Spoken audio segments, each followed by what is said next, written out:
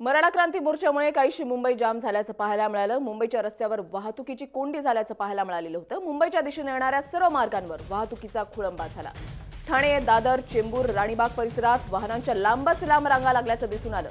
वाहतूक कोंडी टाळण्यासाठी मुंबईला येणाऱ्या मोर्चाच्या गाड्यांना टोल माफी देण्याचा निर्णय घेण्यात आला। सार्वजनिक बांधकाम मंत्री एकनाथ शिंदे यांनी घोषणा केली होती।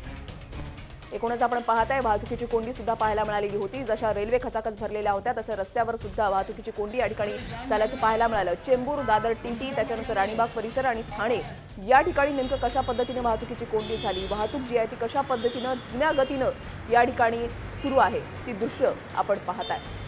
जिजामाता उद्यान ते आझाद मैदान असा हा मराठा क्रांती मोर्चा निघणार आहे। 11 वाजता या मोर्चाला सुरुवात होणार आहे आणि त्याच्या अगोदर म्हणजे सकाळपासूनचे प्रत्येक अपडेट्स जय महाराष्ट्र आपल्यापर्यंत या ठिकाणी पोहोचवण्याचा प्रयत्न करते। दिवसभरातल्या सर्व महत्त्वाच्या घडामोडी जय महाराष्ट्र आपल्यापर्यंत पोहोचवणार आहे। प्रत्येक अपडेट्स आपल्यापर्यंत पोहोचवणार आहे।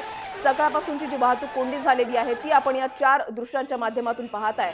चेंबूर म्हणजे वाशी टोल नाका सोडल्यानंतर चेंबूरच्या मार्गे पुढे येत असताना चेंबूरमध्ये ट्रॅफिक जाम झालेलं होतं। त्याच्यानंतर दादर टीटीच्या इथे हे ट्रॅफिक जाम झाल्याचं पाहायला मिळालं, कारण जिजामाता उद्यान त्या ठिकाणी जाण्याचा हा रस्ता आहे। त्याच्यानंतर राणीबाग परिसरामध्ये आणि ठाण्यामध्ये नेमकी कशा पद्धतीने वाहतूक कोंडी झालेली होती, कारण मुंबईमध्ये दाखल होताना जी वाहतुकीची कोंडी झालेली होती ती दृश्य जी आहे ती आपण या ठिकाणी 4 विंडोमध्ये पाहताय। 4 ठिकाणची दृश्य वाहनांच्या लांबच लांब रांगा लागल्याचं या ठिकाणी पाहायला मिळालेलं होतं। सर्व रस्त्यांवर वाहतुकीचा खोळंबा झाल्याचं या ठिकाणी दृश्य सकाळच्या वेळेला पाहायला मिळालं।